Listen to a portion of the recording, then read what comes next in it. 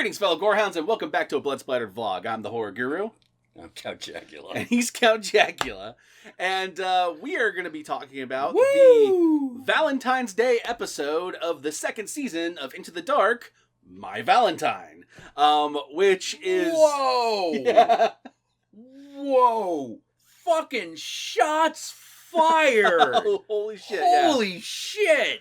So, if you don't know anything about Into the Dark is a series in which every month there is an episode dedicated to a specific holiday that is a full feature-length movie, a full feature-length horror movie, no less, about one of the holidays of that month. So, this time it is a Valentine's Day one, centered around an interesting plot that involves a pop singer whose identity and music was stolen by her ex-boyfriend / manager, but everyone thinks she stole it. Yeah. And it is about, essentially, that ex-boyfriend / manager trying to shut her down for talking about and playing the music, because it's ruining his career. Yeah. The movie is vaguely based upon some similar instances that happened in real life. There's a little bit of the Poppy situation in here that happened with her manager. Yeah. There's a little bit of the Kesha situation in here that happened with her manager. Yes. Which, if you know anything about those situations, that means that, sexual assault and, and mental abuse is rampant in this. But the one that's, the real, oh my fucking god. Okay, here's the other thing. A lot of the people that were involved in the production of this movie, a lot of them have a connection to one particular abuser that lit the world on fire, both for their work and then their eventual downfall a few years ago. And that'd be Max Landis. The director of this movie and some of the actresses in this movie, and even some of the production crew of this movie, were connected to Max Landis either through helping him in some of his works, either they were in the work, or they worked behind the scenes on the work, or they were connected to him through being part of the scene that he was part of in real life at the clubs and shit. So it's hard when you know that not to see how much the villain of this movie is pretty much Max Landis. Yeah, it's totally...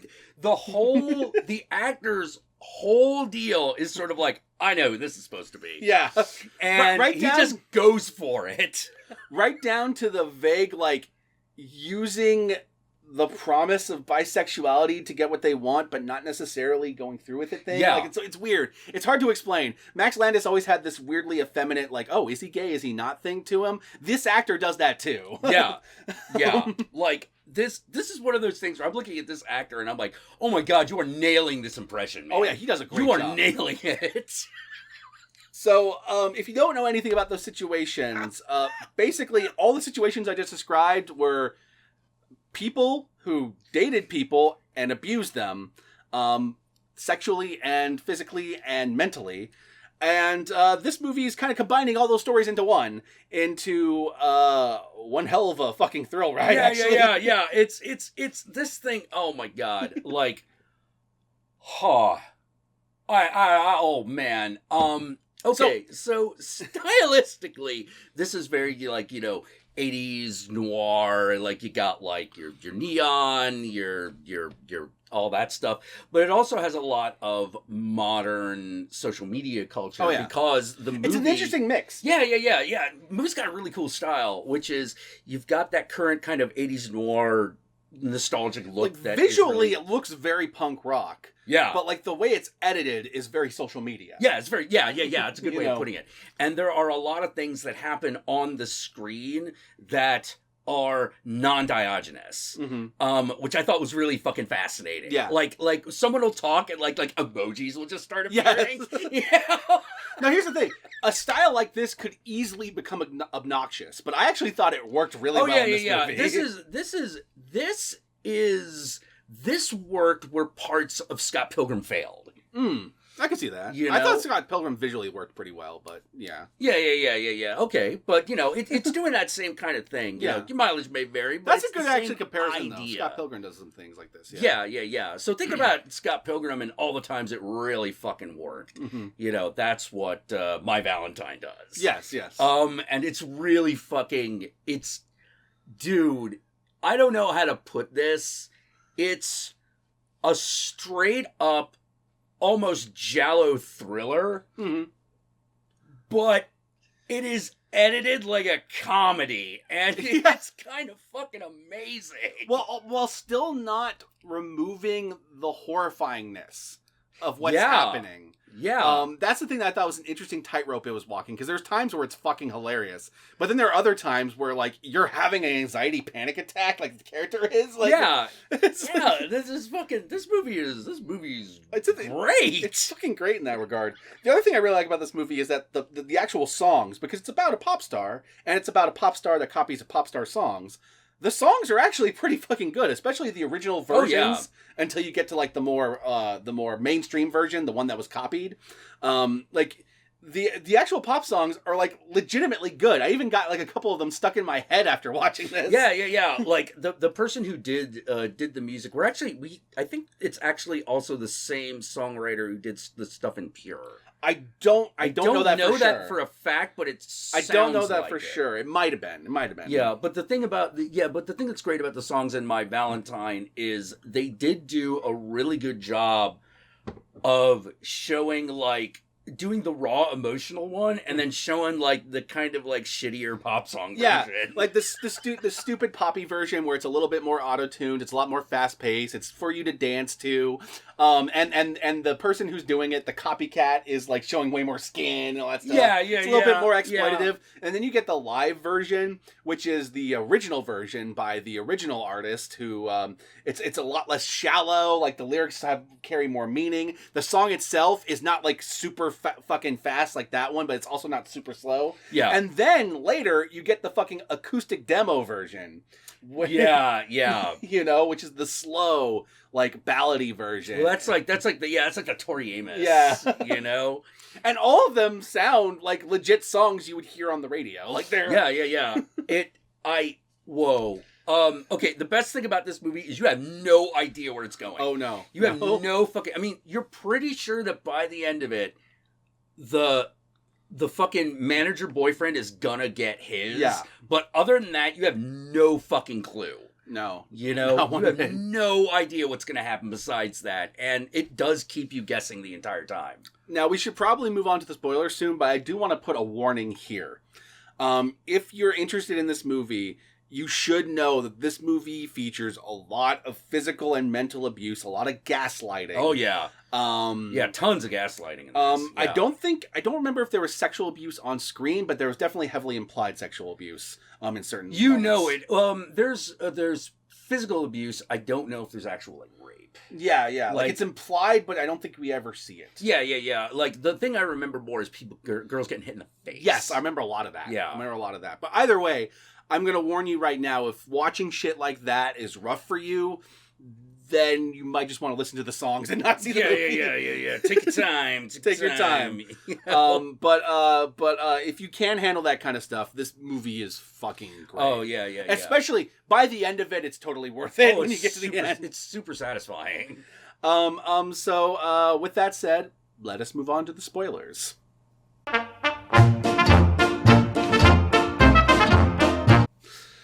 Okay. So basically, the plot of this involves you have the main character who is the former pop person whose music was stolen by their manager and is being used to sell another pop star using her music and her look. Literally took the way she looks. Yeah. To sell the music. So it's almost like her entire identity was stolen by her boyfriend. Yes.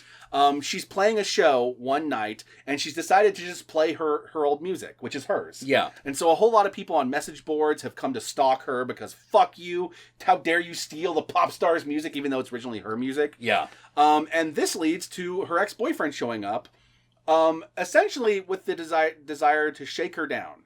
Either to get her to stop playing the music and stop talking shit about her and the current star that he's trying to sell. Or to help her write the second album of that star because he's having... write the second album because nothing but writing is working. Yeah, help him write the music because he can't do it because he has no talent. Yeah, because that's a known problem. His talent is sucking the talent out of the people around him. Yeah, like it reminded me of, I think it was Patton Oswalt who was talking about like joke thieves. Oh yeah, and he's like, what happens to joke thieves? He's like, they disappear. Like, and he's like, well, what do you mean? You know, what about Robin Williams? He's like, well, here's the thing about Robin Williams. Robin Williams didn't just, even though he took jokes from other people, there's a lot of his own voice in there. Yep. You know, like, he wrote the majority of his own material, just he would get on a roll and he would steal jokes and then be like, ah, fuck.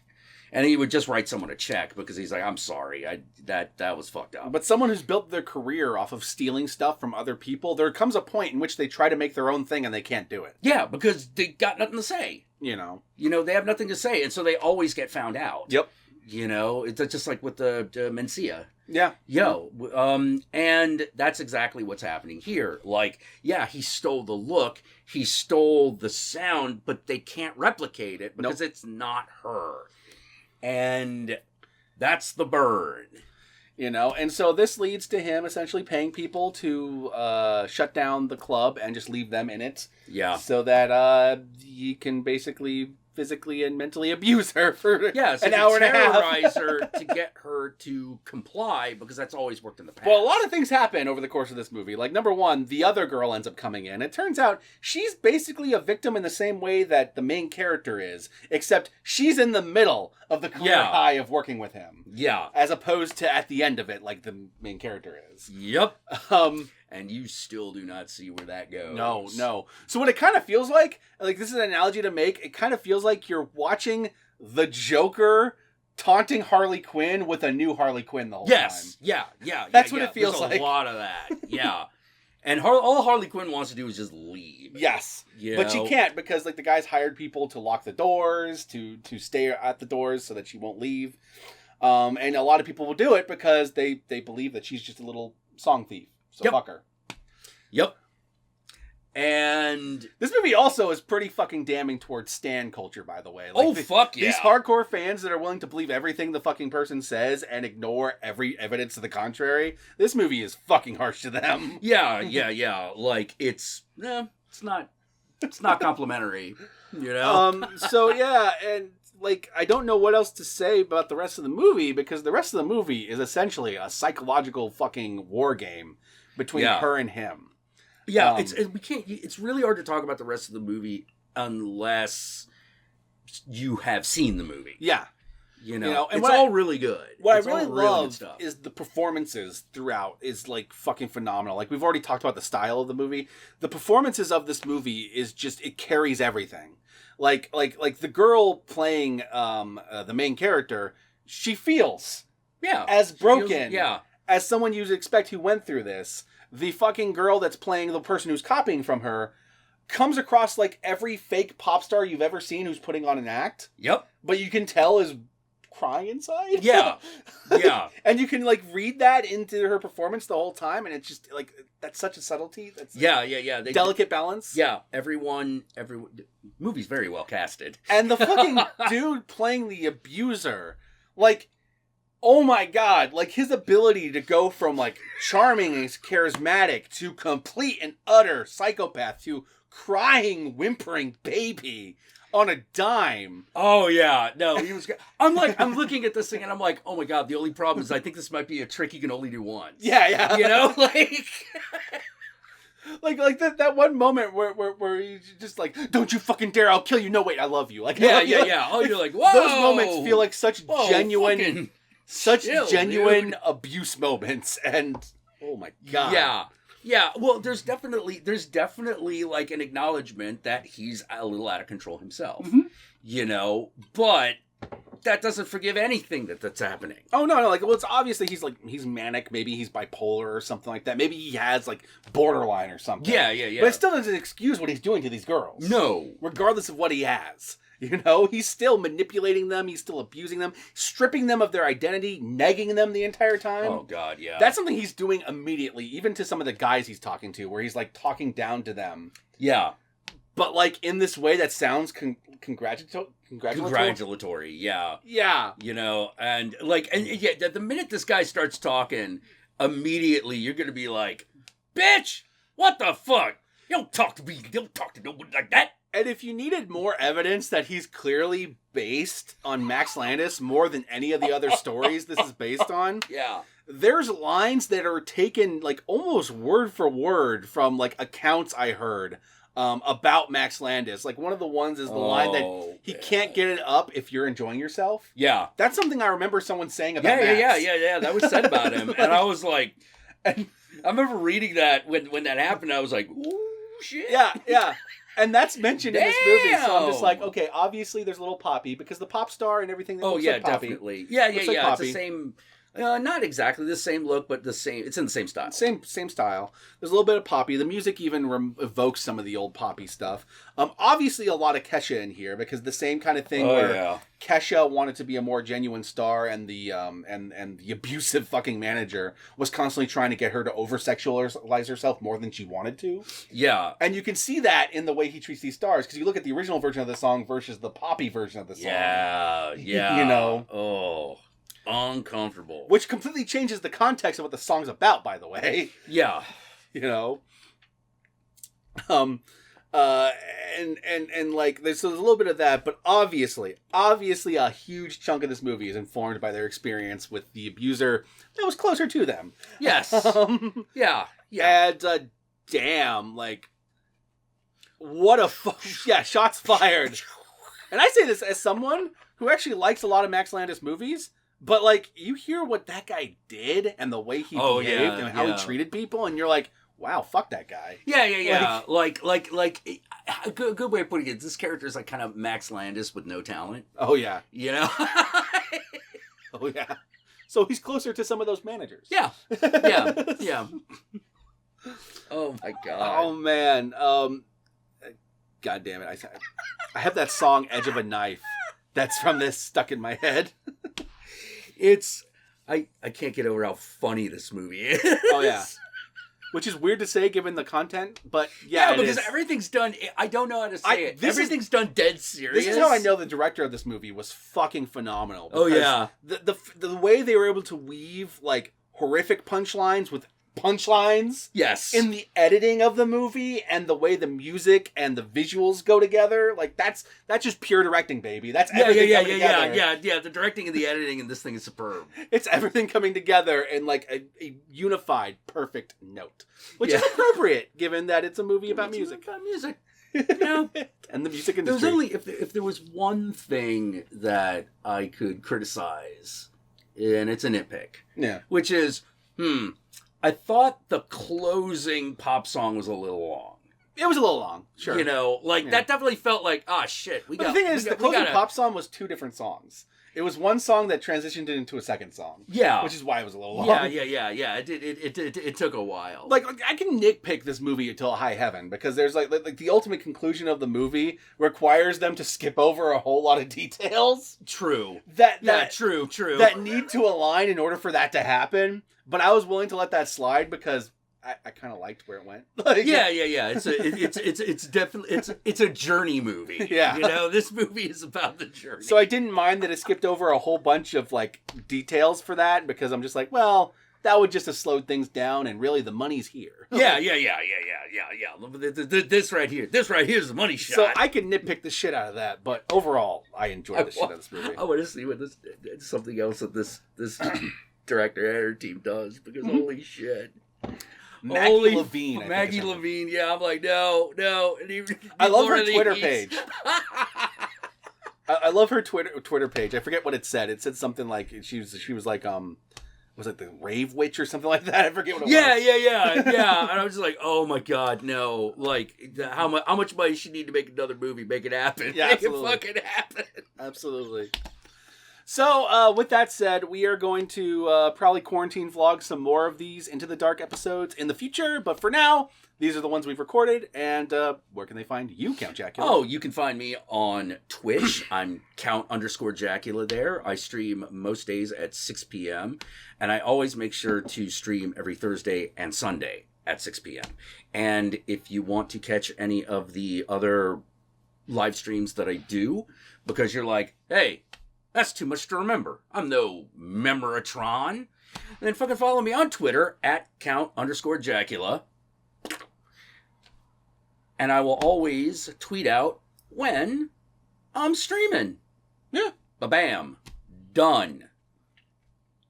Y'all know me. I'm the Horror Guru. You can find me at the Horror Guru on Twitch, on YouTube, on Twitter, on Facebook. Just look up the Horror Guru or Blood Splattered Cinema, and I'll be there. And be sure to like, comment, and subscribe. And if you've seen my Valentine, feel free to leave a comment below letting us know what you thought. And if you know anything about the stories that this movie is based on, then feel free to comment below with your opinions on that. Oh, too, yeah. Because, Yeah. because I'm always down to hear people rag on abusers. And be sure to ring that notification bell so that you're notified of my videos immediately upon their upload. And if you would like to help out our channels more directly, then be sure to check out our Patreon pages. And remember, if you decide to go the Patreon route, then $1 a month can go a long way. And we're probably going to have to go and feed the cat, because he's been meowing this entire vlog. Yeah, right over there. Hey, so kitty. we're going to go feed the kitty. And with that said, peace out, my fellow gorehounds. Dude. Yeah? Fury a woman scorned, man. I know. Damn, man. Holy shit. Wrecked. Fucking wrecked. It's the only way to put it.